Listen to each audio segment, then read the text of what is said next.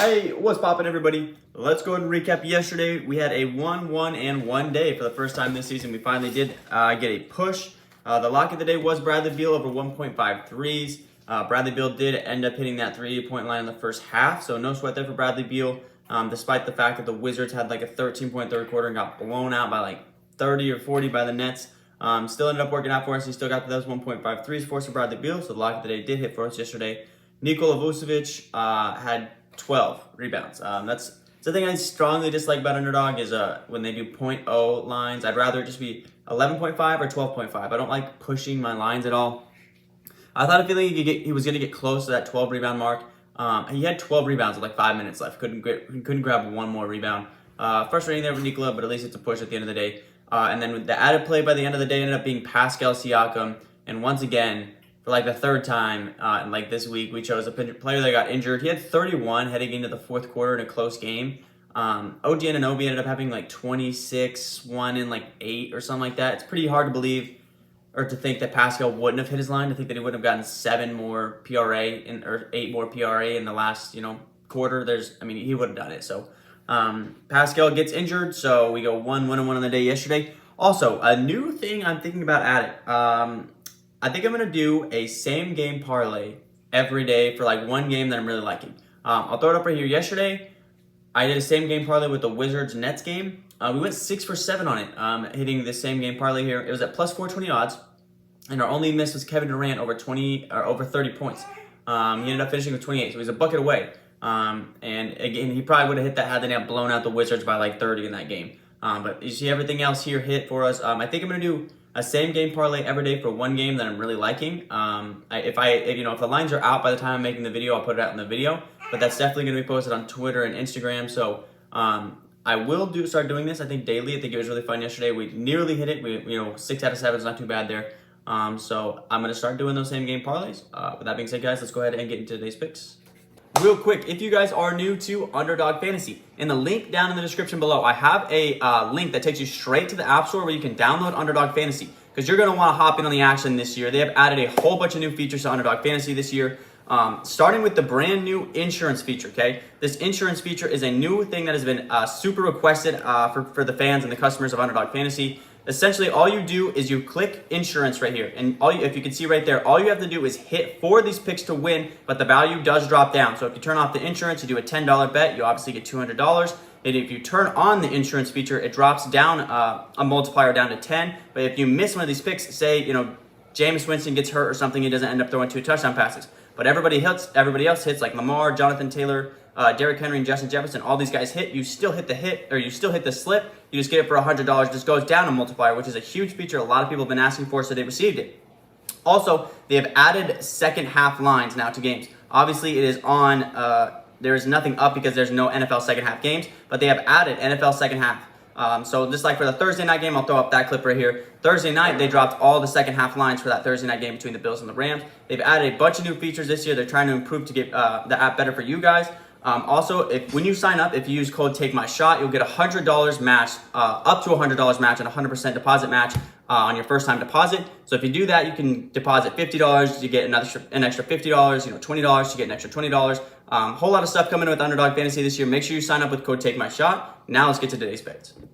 All right, coming in hot with today's lock of the day. Not going to overthink it. Yesterday, I had 2 winners sitting at the top of my paper right here.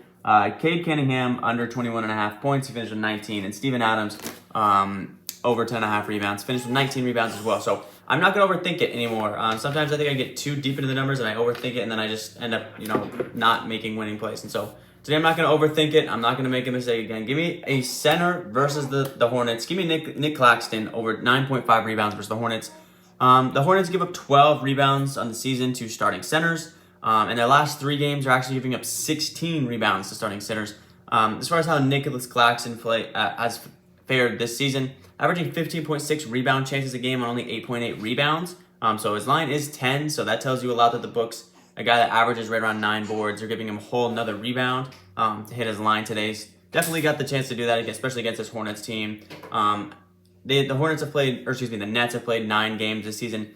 Opposing teams' starting centers have gone over this line 5 out of 9 times, and in 2 of those games they were at 9 boards. So nearly 7 out of 9 times of the starting center versus the Hornets gone over this line. So I'm really liking the chances today for Nicholas Claxton to go over 9.5 rebounds.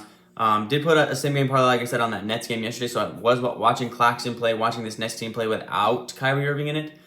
Is a little bit of a focal point of the offense as well, aggressive on the glass. So give me Nicholas Claxton today over 9.5 rebounds versus the Hornets.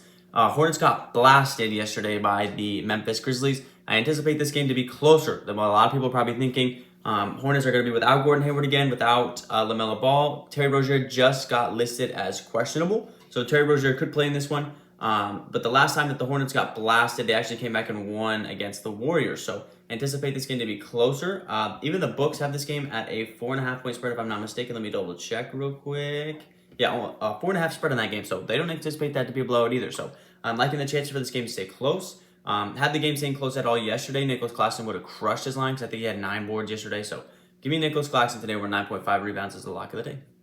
All right, and our second play of the day here is going to be Jalen Green today, under 21.5 fantasy points or under 31.35 fantasy points. I think you can go under on both of these. Not much of a stat sheet stuffer outside of him really scoring points. Doesn't really get defensive stats, doesn't pass the ball, doesn't rebound the ball well. So I think his fantasy score is also not a bad option. I'm going to rock with his 21.5 points. Today's going to be taking on Minnesota. Minnesota in this game is an 8.5 point favorite, so they expect this game to get out of hand a little bit.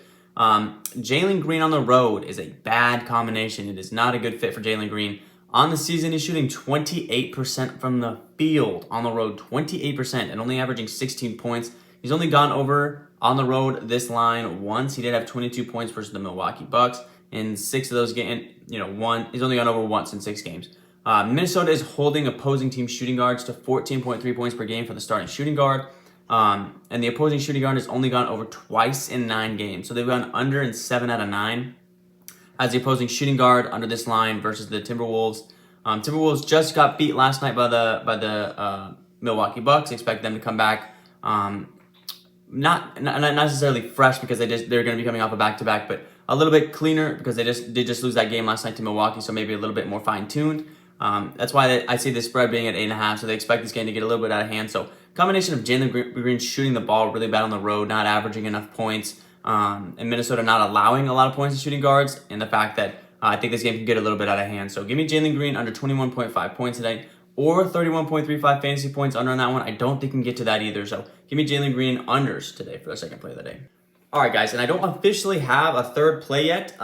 It's been a while. It's kind of taken a long time for these lines to get out, not only on Underdog, but on all books. I'm not seeing a whole lot of lines coming out. It took all the way to like noon for them to even drop the Phoenix Portland game, as well as like the Pelicans and the Hawks game. It's taken them a while to kind of get some lines out. So I'm leaning towards Brandon Ingram over 23.5 points. I think one of Atlanta's biggest weaknesses is perimeter defense, like wing defense.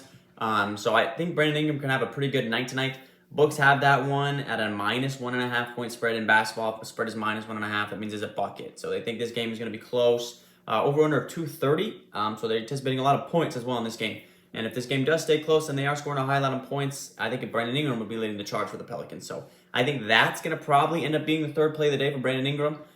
Had 20 in their matchup last year. The only one he played in their matchup last year, a year ago. So I didn't have a lot in that game. But I think this is a different Brandon Ingram this year. Has been feasting in his the early stages of the season so far. At 26 last night in his matchup versus the Hornets or the Warriors. So go ahead and give me Brandon Ingram over 23.5 points. It's most likely our third play of the day today. But if it does change, it will definitely be on Instagram. So last play might be Brandon Ingram over 23.5 points.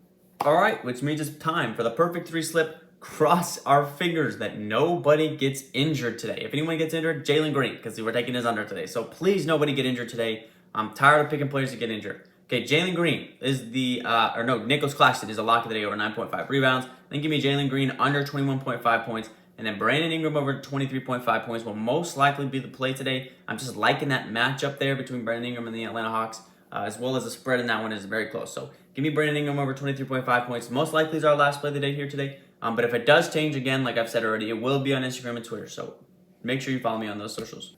That is going to wrap up today's video, guys. Not kind of having a lot of success this week. Kind of at a stagnant standstill right now after starting out the NBA season really hot. We will get back on track here. like I said, every single day I always just go with the numbers. So we'll obviously just gotta go with the numbers. Say, just haven't been able to connect on a couple lately. That happens, you know. We're gonna have up down. We're gonna have hot streaks and we're gonna have cold streaks. With that being said, guys, I will catch you tomorrow. Peace.